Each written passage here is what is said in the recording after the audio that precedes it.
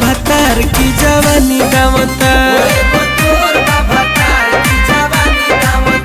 केहू सरसों दामता केहू तीसी दामता, एगो मोर बा भतार की जवानी दामता।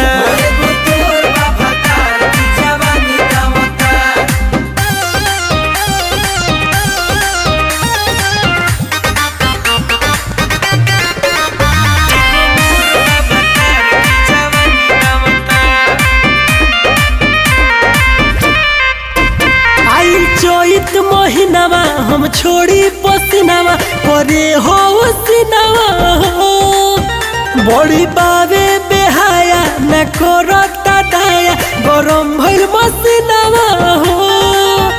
नहीं हमारा पतनी कोई दया करता, ई तो घर ही में गराडा मचावल करता। केहू ओदा दामता केहू सुखा दामता, एगो मोर बा भतार की जवानी दामता। हो एगो मोर बा भतार की जवानी दामता।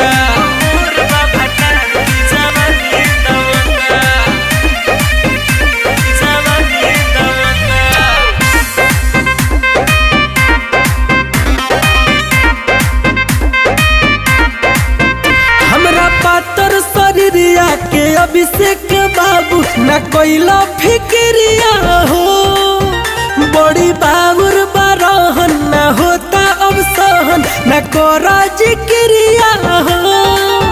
ई तो हमारा शरीर के थ्रेसर बुझाता, पूरा दामे वाला गाड़ी हमके रेसर बुझाता। अब कसा दामता को ढील दामता, एगो मोर बा भतार की जवानी दामता। हो एगो मोर बा भतार की जवानी दामता।